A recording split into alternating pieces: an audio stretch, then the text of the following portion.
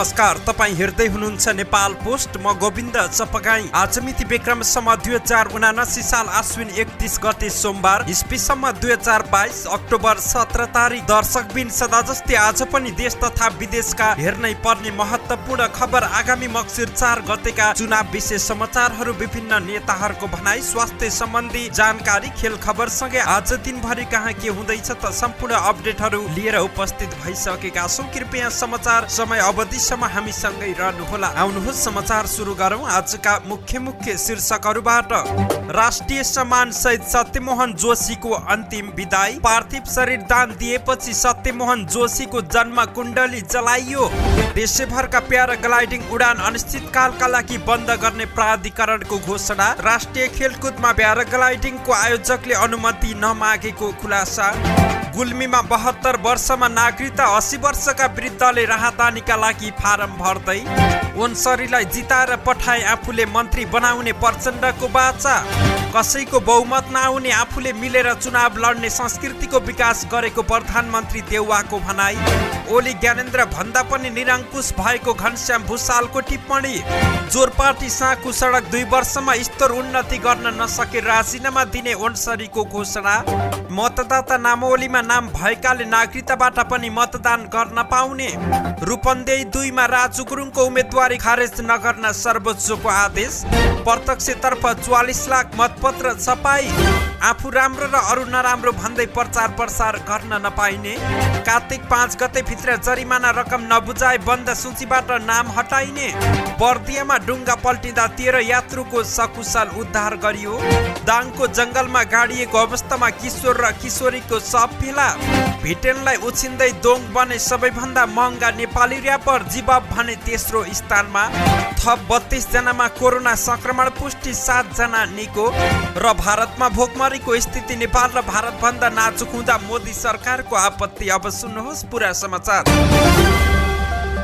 शताब्दी पुरुष सत्यमोहन जोशीको राष्ट्रिय सम्मान सहित अन्तिम विदाई गरिएको छ। 103 वर्षको उमेरमा निधन भएका जोशीलाई सरकारले आइतबार राष्ट्रिय सम्मान सहित अन्तिम विदाई गरेको हो। स्वर्गीय जोशीलाई नेपाल प्रहरीको एक टुकडीले शोक सलामी दिएको थियो। शोक सलामीमा प्रहरी निरीक्षकको कमान्डमा 35 जनाको प्लाटुन र 16 जनाको ब्यान्ड सहभागी रहेको थियो। त्यसअघि ललितपुर महानगरपालिकामा राखिएको जोशीको पार्थिव शरीरमा प्रधानमन्त्री शेरबहादुर देउवाले राष्ट्रिय झण्डा उडाएर अन्तिम श्रद्धाञ्जली दिएका थिए। शताब्दी पुरुष सत्यमोहन जोशीको शव किष्ट अस्पताललाई हस्तान्तरण गरिएको छ। जोशीले जीवितै रहँदा आफ्नो शरीर नजलाउने र अस्पताललाई दिने घोषणा गर्नु भएको थियो। उहाँको पार्थिव शरीरलाई सुरक्षित राख्नका लागि नगल्नको लागि केमिकल प्रयोग गरी प्रविधि अपनाउने किष्ट मेडिकल कलेजले जानकारी दिएको छ। यसअघि उहाँलाई मन्त्रीहरू सहित सरकारका उच्च पदस्थ अधिकारी, नेता, नागरिक समाज, सर्वसाधारण लगायतले पनि पुलचोकमा पुगेर श्रद्धाञ्जली दिएका थिए। यसैबीच सरकारले संस्कृति सत्यमोहन जोशीलाई राष्ट्रिय सम्मानका साथ विदाई गरेको छ। शताब्दी पुरुष सत्यमोहन जोशीको उपचारका क्रममा हिजो आइतबार बिहान किष्ट अस्पतालमै निधन भएको हो। ललितपुरमा विक्रम सम्मत 1977 साल वैशाख 30 गते जन्मिनु भएका जोशी संस्कृतिविद रहनु भएको छ। उहाँ 3 पटक मदन पुरस्कार पाउने एक्लो व्यक्ति पनि हुनुहुन्छ। उहाँको लोक संस्कृति नामक पुस्तकले 2013 सालमा मदन पुरस्कार पाएको थियो। त्यस्तै नेपाल राष्ट्रिय मुद्रा नामक पुस्तकका लागि दोस्रो पटक र कर्णाली लोक संस्कृति पुस्तकका लागि तेस्रो पटक मदन पुरस्कार पाउनु भएको थियो। शताब्दी पुरुष सत्यमोहन जोशीको पार्थिव शरीर उनकै इच्छा अनुसार अध्ययनका लागि किष्ट मेडिकल कलेजलाई दिएपछि उनको जन्म कुण्डली बागमती घाटमा जलाइएको छ। जोशीका जेठा छोरा अनुराज र कान्छा छोरा डाक्टर पूर्णराज जोशीले जन्म कुण्डली जलाएका हुन्। नेपाल नागरिक उड्डयन प्राधिकरणले देशैभरका प्याराग्लाइडिङ उडान अनिश्चितकालका लागि बन्द गरेको छ। सुरक्षाको गम्भीर समस्या देखिएको भन्दै अर्को सूचना जारी नभएसम्मका लागि प्याराग्लाइडिङको उडान बन्द गर्ने निर्णय गरिएको महानिर्देशक प्रदीप अधिकारीले जानकारी दिएका हुन्। हिजो पोखरामा भएको दुर्घटनापछि मनोरञ्जनात्मक, व्यावसायिक र खेलकुद जन्य सबै प्रकारका प्याराग्लाइडिङ उडान बन्द गर्ने निर्णय गरेका छौं अधिकारीले भने। प्राधिकरणले अब प्याराग्लाइडिङको उडानबारे सुरक्षाको नयाँ मापदण्ड जारी जारी गर्ने तयारी पनि गरेको छ। 9औं राष्ट्रिय खेलकुदको प्रतिस्पर्धाका क्रममा हिजो आइतबार बिहान प्याराग्लाइडिङ दुर्घटना हुँदा नेपाली सेनाको तर्फबाट खेलेका निसिम थापाको ज्यान गएको छ। यसैगरी 9औं राष्ट्रिय खेलकुद प्रतियोगिता प्याराग्लाइडिङ उडाउन नेपाल नागरिक उड्डयन प्राधिकरणसँग अनुमति नलिएको पाइएको छ। राष्ट्रिय खेलकुद परिषद राखेपले प्याराग्लाइडिङ उडाउन प्राधिकरणसँग अनुमति लिनुपर्ने कानुनी व्यवस्था रहेको छ, तर राखेपले प्राधिकरणको कुनै पनि कार्यालयबाट अनुमति नलिएको नागरिक उड्डयन कार्यालय पोखराका प्रमुख विक्रम गौतमले जानकारी दिएका हुन्। हाम्रो कुनै पनि निकायसँग प्याराग्लाइडिङ उडाउन अनुमति लिएका छैनन् गौतमले भने। यस हिसाबले राखेपले गैर कानुनी तरिकाले प्याराग्लाइडिङ उडाएको पनि उनले बताएका छन्। राष्ट्रिय खेलकुद अन्तर्गत प्याराग्लाइडिङ प्रतियोगितामा विभिन्न प्रदेश र विभागीय टिमका गरी 25 जना खेलाडी सहभागी रहेका छन्। सराङकोटबाट प्याराग्लाइडिङ उडाउँदै गर्दा करिब 50 मिटर माथिबाट खसेर उनको मृत्यु भएको पनि प्रहरीले जानकारी दिएको छ। सरकारले राष्ट्रिय खेलकुद खेलाउने भनेर मन्त्री परिषदबाटै निर्णय गरेको हो उनले भने। सरकारकै कार्यक्रम भएको हुनाले अनुमति लिन नपरेको होला। यता नागरिक उड्डयन प्राधिकरण पोखराका प्रमुख गौतमले यसअघि सरकारी कार्यक्रममा पनि अनुमति लिने गरेको बताएका छन्। मनोरञ्जनात्मक गतिविधि सम्बन्धी नियमावली 2069 अनुसार प्रतिस्पर्धात्मक उडानको अनुमति प्राधिकरण कसैलाई पनि 9औं राष्ट्रिय खेलकुदमा प्याराग्लाइडिङ उडान प्रतिस्पर्धा हुन्छ भनेर जानकारी समेत नगराएको उनले बताएका छन्। प्याराग्लाइडिङ दुर्घटना भएपछि मात्र हामीले यसबारे थाहा पायौं उनले भने। प्राधिकरणलाई जानकारी समेत नगराई वायु उडान सञ्चालन गर्न समेत नपाउने नियम रहेको छ। गुल्मीमा हिजो आइतबार एकै दिन 2 वृद्धले नागरिकता र राहदानी बनाउनु भएको छ। मदाने गाउँपालिका 1 का चित्र बहादुर बोहराले नागरिकता र मुसिकोट नगरपालिका 1 का दिनामणि अर्यालले जिल्ला प्रशासन कार्यालयबाट राहदानी बनाउनु भएको छ। नागरिकता बनाउनका लागि मदाने गाउँपालिका 1 का वडा अध्यक्ष सुशील चन्दले बोहरालाई आफ्नै खर्चमा सदरमुकाम तमघास पुर्याउनु भएको हो। प्रमुख जिल्ला अधिकारी पुण्य विक्रम पौडेलको उपस्थितिमा प्रशासकीय अधिकारी ज्ञानकुमारी भूषालले 72 वर्षीय बोहरालाई नागरिकता प्रदान गर्नु भएको सहायक प्रमुख जिल्ला अधिकारी हरिप्रसाद गैरेले जानकारी दिनु भएको छ। नागरिकता हात परेपछि बोहराले खुसी हुँदै वडा अध्यक्ष र प्रमुख जिल्ला अधिकारीलाई धन्यवाद दिनु भएको छ। उहाँले आजसम्म काम नपरेको हुँदा नागरिकता नबनाएको भन्दै बुढेसकालमा सामाजिक सुरक्षा भत्ता खानका लागि नागरिकता बनाउन आएको प्रतिक्रिया दिनु भएको छ। त्यसैगरी 80 वर्षका अर्यालले पनि हिजै जिल्ला प्रशासन कार्यालयबाट राजधानीका लागि फारम भर्नु भएको छ। उहाँले बुढेसकालमा भए पनि अस्ट्रेलियामा रहेकी नातिनीले घुम्न बोलाएको हुँदा श्रीमती सहित विदेश जानका लागि राजधानी बनाउन आएको जानकारी दिनु भएको थियो।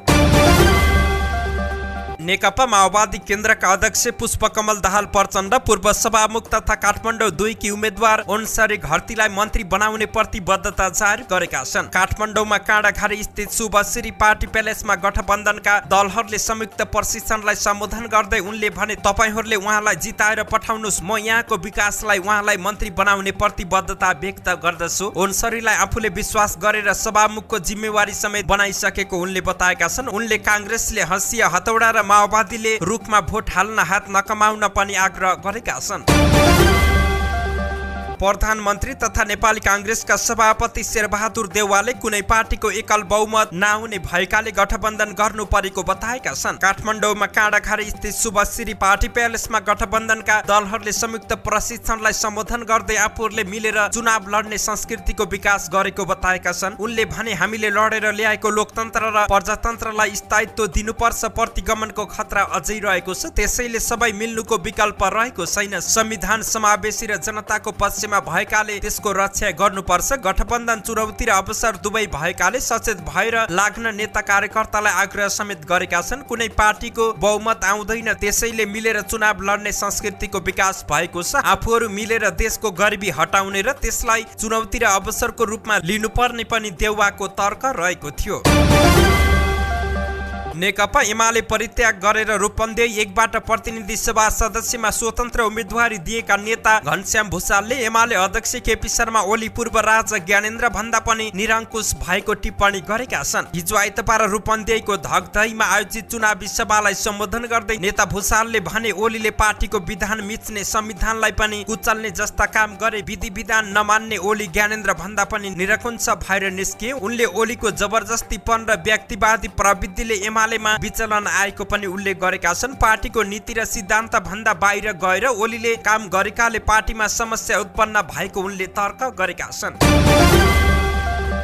नेकपा माओवादी नेत्री तथा काठमाडौँ 2 की उम्मेद्वार अन्सारी घरतीले जोरपाटी साँखु सडकको 2 वर्षमा स्तर उन्नति गर्न नसके आफूले राजीनामा दिने प्रतिबद्धता जारी गरेकी छिन्। काठमाडौँमा आयोजित प्रशिक्षण कार्यक्रमलाई सम्बोधन गर्दै उनले कोटेश्वरको जामदेखि साँखु क्षेत्रको प्रवर्धन र विकासको लागि लाग्ने बताएकी छिन्। उनले भनिन् जोरपाटी साँखु सडकको समस्या वर्षौंदेखि रहेको छ। म निर्वाचित भएपछि आगामी 2 वर्षमा यदि त्यो कार्य गर्न सकिन भने म राजीनामा दिन्छु, तपाईहरूले मलाई विश्वास गर्नुहोस्। उनले कांग्रेससँग व्यवस्था परिवर्तन गर्न सहकार्य गरेको स्मरण गर्दै अहिले व्यवस्था परिवर्तन गर्ने मिसन भएको बताइन्। जनताको समस्यासँग आफू सधैँ नजिक भएको समेत उनले बताएकी छिन्। जनताको विश्वास पाए 5 वर्षमा काठमाडौँ 2 को विकास गर्ने उनको भनाइ रहेको थियो।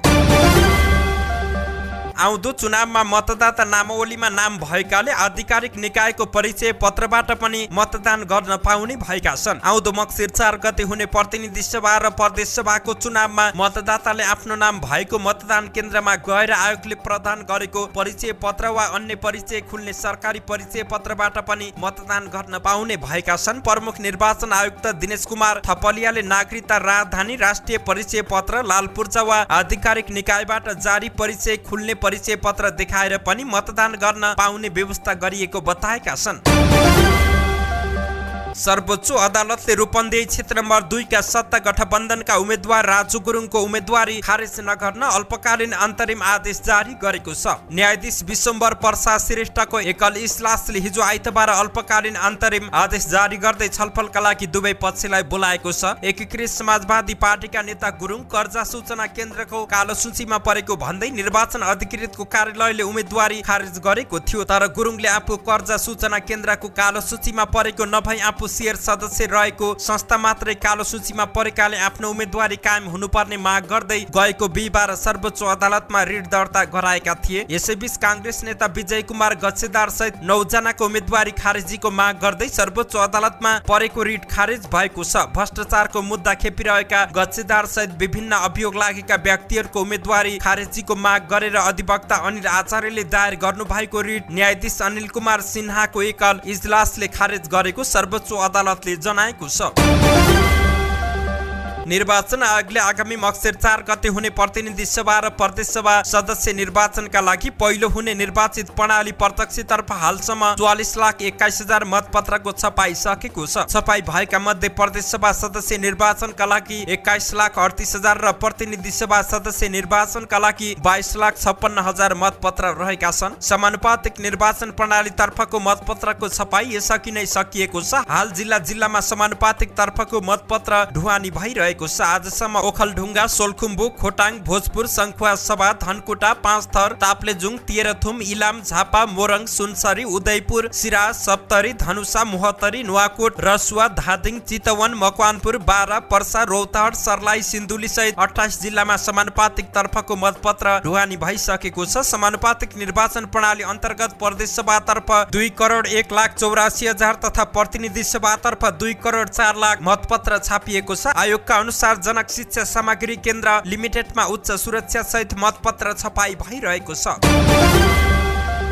यसैगरी निर्वाचन आयोगले निर्वाचन आचार संहिता पूर्ण रूपमा पालना गर्न उम्मेद्वारहरूलाई आग्रह गरेको छ। राजनीतिक दलका उम्मेद्वारहरू तथा स्वतन्त्र उम्मेद्वारहरूले चुनाव प्रचार प्रसार गरेको उजुरी परेसँगै आयोगले निर्वाचन आचार संहिताको पूर्ण पालना गर्न सचेत गराएको छ। हिजो आइतबार कुरा गर्दै निर्वाचन आचार संहिता केन्द्रीय अनुगमन समितिका संयोजक समेत रहेका आयुक्त रामप्रसाद भण्डारीले आचार संहिता अनुसार निर्वाचन हुने दिन भन्दा 17 दिन अगाडिदेखि कार्तिक 18 गतेदेखि मात्रै प्रचार प्रसार गर्न पाइने बताएका छन्। आयुक्त भण्डारीले उम्मेद्वारहरूले घर दैलो कार्यक्रम गर्न पाउने र त्यसमा 25 जना भन्दा बढी सहभागी हुन नपाउने प्रावधानलाई पनि पालना गर्नको लागि सचेत गराएका छन्। घर दैलोमा बाजागाजा र तामझाम गरिएको उजुरी आयोगमा परेको भन्दै उनले त्यस्ता कार्य नगर्न आग्रह गरेका छन्। घर दैलोमा तामझाम र बाजागाजा गर्नु पनि आचार संहिता विपरीत हुने उनको भनाइ रहेको थियो। आचार संहिताको परिधिभित्र बसेर कानुनी सजाय नपाउने गरी घर दैलो गर्न उनले उम्मेद्वारहरूलाई आग्रह गरेका छन्। स्थानीय तह निर्वाचन 2079 मा उम्मेद्वार भएर तोकिएको समय अवधिभित्र निर्वाचन खर्चको विवरण नबुझाउने उम्मेद्वारहरूले आगामी कार्तिक 5 गते भित्र जरिमाना रकम बुझाउनु पर्ने भएको छ। निर्वाचन आयोगले हिजो आइतबार एक सूचना जारी गर्दै जरिमाना रकम बुझाउन निर्देशन दिएको छ। आयोगको गत भदौ 31 गतेको निर्णय अनुसार निर्वाचन आयोग ऐन 2073 को दफा 26 बमोजिम जरिमाना गरिएको थियो। मक्सिर 4 गते हुने प्रतिनिधि सभा सदस्य तथा प्रदेश सभा सदस्य समानुपातिक निर्वाचन प्रणालीतर्फ राजनीतिक दलले पेश गरेको बन्द सूचीमा समावेश भएको भए जरिमाना नबुझाउने उम्मेद्वारहरूको नाम बन्द सूचीबाट हटाइने आयोगले जानकारी दिएको छ। त्यस्ता उम्मेद्वारहरूले आफूलाई लागेको जरिमाना बापतको रकम, उम्मेद्वारहरूको योग्यता सम्बन्धी दाबी विरोधको निवेदन उप जाँचबुझ गर्ने समय सीमा कार्तिक 5 गते कार्यालय समय भित्र बुझाएमा जरिमाना असुल उपर भएको कायम गरी कानून बमोजिम गर्न निर्देशन दिएको छ। यसैगरी जरिमाना बापतको रकम नबुझाउने उम्मेद्वारहरूको हकमा बन्द सूचीबाट नाम हटाउन मुख्य निर्वाचन अधिकृतको कार्यालयलाई निर्देशन दिने निर्णय आयोगले गरेको छ। निर्वाचन आयोगले शहरी विकास मन्त्री मेटमाडी चौधरीलाई 24 घण्टे स्पष्टीकरण सोधेको छ। देउखुरीका 4 पालिकाका लागि करिब 13 लाख बराबरको खाद्यान्न चामल वितरण गरेको सार्वजनिक भएपछि आयोगले हिजो आइतबार चौधरीलाई 24 घण्टे स्पष्टीकरण सोधेको छ। निर्वाचन आचार संहिता 2079 को दफा 4 सबैले पालना गर्नुपर्ने आचरण अन्तर्गत खण्ड 9 मा कुनै प्रकारले निर्वाचनको स्वच्छता वा निष्पक्षतालाई प्रभावित गर्ने गरी कुनै कार्य गर्न नहुने भन्ने व्यवस्था रहेको हुँदा तपाईले आफ्नो निर्वाचन क्षेत्रका बाढी पीडितको नाममा चामल वितरण गर्ने कार्यले आचार संहिताको उल्लङ्घन हुँदैन भनी पुष्टि गर्ने आधार के छ? आयोगको स्पष्टीकरणमा भनिएको छ। निर्वाचन आचार संहिता 2079 को दफा 6 को व्यवस्था बमोजिम आयोगको पूर्व स्वीकृति लिई त्यस्ता कार्यक्रम सञ्चालन गर्न बाधा पर्ने छैन भन्ने व्यवस्था रहेको भन्दै आयोगले तपाईले सो व्यवस्था बमोजिम आफ्नो निर्वाचन क्षेत्रका बाढी पीडितको नाममा चामल वितरण गर्ने कार्य गर्दा निर्वाचन आयोगको कुनै पूर्व सहमति प्राप्त गर्नु भएको छ कि छैन भनी प्रश्न गरेको छ। लोकगायक राजु परियारका बुवा मंगल सिंह परियारको 72 वर्षको उमेरमा हिजो आइतबार बिहान निधन भएको छ। लमजुङको बेसीसर नगरपालिका 2 चिसापानी घर भई हाल चितवन भीमनगर बस्दै आएका परियारको उपचारको क्रममा निधन भएको पारिवारिक स्रोतले जानकारी दिएको छ। 3-4 वर्ष यता फोक्सोको समस्याबाट पीडित परियारलाई पछिल्लो समय फोक्सोमा क्यान्सर भएको थियो। काठमाडौँमा उपचार गराइरहेका उनको स्वास्थ्यमा सुधार आएपछि 2 महिना अघि चितवन ल्याइएको थियो। चितवन स्थित घरमा आइतबार बिहान 81 स्वास्थ्य समस्या आएको र उपचारका क्रममा भरतपुर अस्पताल लगिएकोमा त्यहाँ उनको मृत्यु भएको छ। लोकगायक राजु परियारले आफ्नो बुवाको निधन भएको बारे फेसबुकमा तस्बिर सहित राखेका छन्। उनले आफ्नो बुवाको उपचारका क्रममा हिजो आइतबार बिहान 7 बजेतिर निधन भएको बताएका छन्। बुवा आजदेखि मलाई घरको सम्पूर्ण जिम्मेवारी सुम्पेर यो पूज्य धरतीबाट बिदा हुनुभयो उनले फेसबुकमा लेखेका छन्। मंगल सिंहका 2 श्रीमती 6 छोरा र 2 छोरी रहेका छन्। दुवै श्रीमतीसँग उनी चितवनमा बस्दै आएका थिए। काठमाडौँमा जेठो छोरा र राजुले उपचार गराइरहेका थिए। राजु मंगल सिंहका जेठा छोरा रहेका छन्। अविरल वर्षाका कारण जुम्लामा बाढी पहिरोले ठूलो क्षति भएको छ। ठाउँ ठाउँमा गएको पहिरोले गर्दा कर्णाली राजमार्ग अझै अवरुद्ध रहेको छ। राजमार्ग खुलाउनका लागि सबै निकाय लागेका छन्। यद्यपि राजमार्ग पूर्ण रूपमा सञ्चालन हुन लामो समय लाग्ने प्रश्न रहेको छ। यही मौका छोपेर निजी वायु सेवा कम्पनीहरूले भने मनलाग्दो भाडा असुली रहेका छन्। अहिले जुम्लाको एकमात्र यातायात सेवा भनेको वायु उडान मात्रै हो। यही मौकामा उनीहरूले नियमित उडान नभरेर चार्टर उडान भर्न सुरु गरेका छन्। एकतर्फी मात्र यात्रु हुने र सञ्चालन खर्च धान्न नसक्ने भन्दै वायु सेवा कम्पनीहरूले अत्याधिक भाडा लिएर टिकट बिक्री गरिरहेका छन्। लोकसेवा आयोगको परीक्षा दिने विद्यार्थीहरूले जुम्लाबाट नेपालगञ्जको प्रति व्यक्ति 14,000 रुपियाँसम्म भाडा तिर्दा पनि टिकट नपाएको गुनासो गरेका छन्। लुम्बिनी विकास कोषले हिजो आइतबार मायादेवी मन्दिरमा रहेको दान पेटिका खोलेको छ। लुम्बिनी विकास कोषका कोषाध्यक्ष ढुण्डीराज भट्टराई सिद्धिचरणको नेतृत्वमा स्थानीय तह सुरक्षा कर्मी, प्रहरी र अन्य सरोकारवालाहरूको उपस्थितिमा दान पेटिका खोलिएको छ। आर्थिक वर्ष 2079-80 सुरु भएपछि कोषले पहिलो पटक दान पेटिका खोलेको हो। मायादेवी मन्दिरको अवलोकनमा गएका भक्तहरूले चढाएको भेटीको गणना कार्य 3 दिनसम्म चल्ने कोषाध्यक्ष ढुण्डीराज भट्टराई सिद्धिचरणले जानकारी दिएका छन्। उनले आफूले कोषाध्यक्ष पद सम्हालेदेखि दान पेटिकामा संकलित दान पारदर्शी बनाउने गरी गणनाको व्यवस्था मिलाइएको जानकारी दिएका छन्। धादिङ बेसी स्थित एक होटल सञ्चालक दिनदहाडै अपरिचित व्यक्तिबाट ठगिएका छन्। पोखरा घर भएको बताउने सिङ्गापुरी आर्मीको क्याप्टेन हुँ भन्दै शुक्रबार खाजा खान आएका अपरिचित व्यक्तिले होटल सञ्चालकसँग उल्टै पैसा मागेर भागेका छन्। महँगा सामान भएको झोला होटलमै राखिदिनुस्, एकछिन बजार घुमेर आउँछु भनेर होटल सञ्चालक सेती गुरुङसँग रु 11,000 नगद लिएर गायब भएको होटल सञ्चालक गुरुङले बताएकी छिन्। शुक्रबार ती व्यक्तिले छोडेको झोला शनिबार खोलेर हेर्दा कागजको पोका सुन जस्तो देखिने नक्कली सिक्री र एउटा तन्ना भेटिएको छ। सुनौला बजारका एकजना साथीले आफूलाई युकेबाट सामान पठाइदिएको र त्यो सामान अहिले पुर्याइदिन जान लागेको, तर आफूसँग पैसा नभएकाले सामान यही होटलमा राख्छु, पैसा सापडिदिनुहोस् भन्दै रु 11,000 लिएर गएको होटल सञ्चालक गुरुङले बताएकी छिन्। सुन, डलर, पैसा लगायत जिन्सी सामान राख्दिनु, अहिले एकछिनमा आउँछु भनेर गएका ती व्यक्ति फर्किएर नआएको उनको भनाइरहेको थियो। लक्ष्मी पूजाको दिन नयाँ कुचोको पूजा हुने र भाइटिकाको दिन पनि कुचोमा राखेर ओखर फुटाउने प्रचलनका कारण तिहारमा व्यवसायीहरूलाई कुचो उत्पादन गर्न भ्याइ नभ्याइ भएको छ। कुचोको माग बढेसँगै व्यवसायीहरूलाई कुचो बनाउन भ्याइ नभ्याइ भएको हो। नेपालमा मात्र नभई भारतमा पनि कुचोको माग बढेको काठमाडौँको सुकेधारामा रहेको गोरखनाथ कुचो सप्लायर्सका सञ्चालक रामप्रसाद बलाखीले जानकारी दिएका छन्। उनले नेपालमा कुचोको काम गर्न थालेको 6 वर्ष भएको र त्यसअघि भारतमा पनि कुचो व्यवसाय गरेको बताएका छन्। उनले आफूले उत्पादन गरेका कुचोहरू नेपालमा भन्दा धेरै भारतमा पठाउने गरेको बताएका छन्। मधुबन नगरपालिका र बारबर्दिया जोड्ने कुम्ब्रा घाटमा आइतबार दिउँसो डुङ्गा पल्टिएको छ। 13 जना यात्रु चढेको सानो डुङ्गा बबई नदी पार गर्ने क्रममा पल्टिएको सशस्त्र प्रहरी उपरीक्षक जहर सिंह बुढा मगरले जानकारी दिएका छन्। उनका अनुसार डुङ्गामा सवार सबै यात्रुलाई सकुशल उद्धार गरिएको छ। 2वटा मोटरसाइकल, स्कुटी भने बबई नदीमा डुबेकाले फेला पार्न सकिएको छैन। यात्रुले बोकेका 10वटा मोबाइल पनि बबई नदीमा डुबेका छन्। डुङ्गामा क्षमता भन्दा बढी यात्रु र मोटरसाइकल राख्दा अनियन्त्रित भई पल्टिएको प्रहरीले जानकारी दिएको छ। डुबेका मोटरसाइकल र स्कुटरको खोजी भइरहेको सशस्त्र प्रहरी उपरीक्षक बुढा मगरले जानकारी दिएका छन्।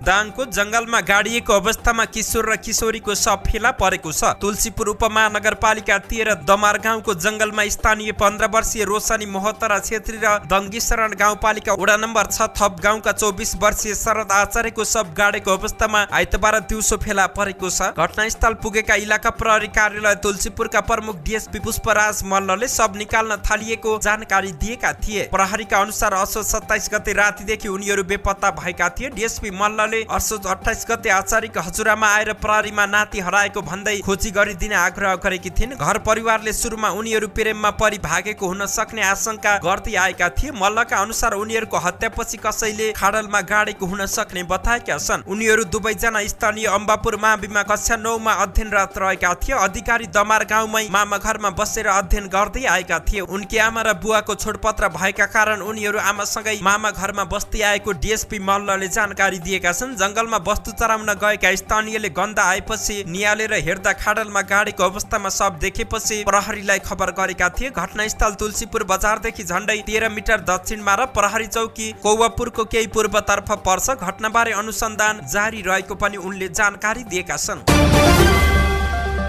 दोङ नेपालका महँगा र्यापर बनेका छन्। देश विदेशबाट उच्च डिमान्ड भएसँगै उनले आफ्नो पारिश्रमिकमा भारी वृद्धि गरेका छन्। विदेशमा हुने एक शोमा प्रस्तुति दिए बापत दोङले 5,000 अमेरिकी डलर 6 लाख रुपियाँ भन्दा बढी पारिश्रमिक लिने गरेका छन्। हालै अस्ट्रेलिया टुरबाट उनले 22 लाख रुपियाँ कमाएका थिए। कतिपय विदेशी आयोजकसँग दोङले उक्त मूल्यमै सम्झौता गरेको जनाइएको छ। 10 टाउके रावण दोङको चर्चित गीत रहेको छ। दोस्रो महँगो र्यापरमा भिटेन रहेका छन्। उनले विदेशमा हुने एउटा शोको 3 लाख रुपियाँ भन्दा बढी पारिश्रमिक लिने गरेका छन्। जीवब भने तेस्रो स्थानमा रहेका छन्, जसको प्रति शो पारिश्रमिक 2 लाख रुपियाँ भन्दा बढी रहेको छ। जीवबले तिहार लगत्तै अन्तर्राष्ट्रिय टुर सुरु गर्ने भएका छन्। नेपाल सहित 50वटा शो उनको निश्चित भइसकेको छ। यस्तोमा विदेशबाट जीवबलाई आकर्षक कमाई हुने देखिएको छ। डीएनएक्सले 1.5 लाख रुपियाँ पारिश्रमिक लिने गरेका छन्। विदेशबाट समेत पछिल्लो समय उनको डिमान्ड भइरहेको छ। लाउरी पनि अर्को चर्चित र्यापर हुन्, जसको पनि विदेशमा कार्यक्रमको उच्च माग रहेको छ। पछिल्लो 24 घण्टामा देशभर थप 32 जनामा कोरोना संक्रमण पुष्टि भएको छ। स्वास्थ्य तथा जनसंख्या मन्त्रालयका अनुसार 1162 जनामा गरिएको नमुना परीक्षणमा 32 जनामा कोरोना संक्रमण पुष्टि भएको छ। यस्तै सोही समयमा 7 जना कोरोना संक्रमणबाट मुक्त भएका छन् भने हाल नेपालमा 688 जना कोरोनाका सक्रिय संक्रमित रहेका छन्।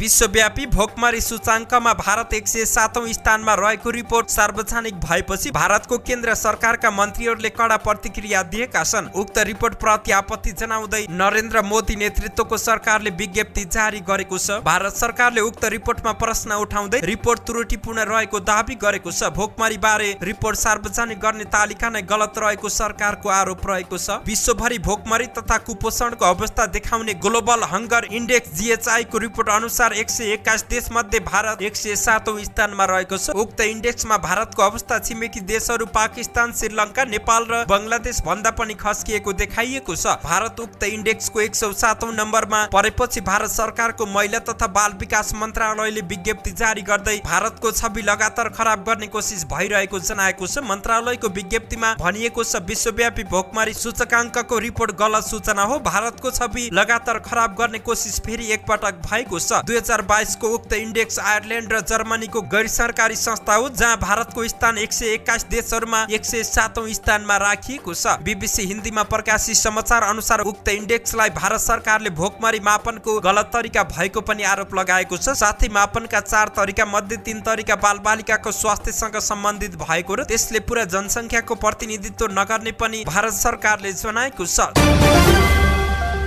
धन्यवाद। यस्तै ताजा समाचारको लागि नेपाल पोस्ट हेर्दै गर्नुहोला।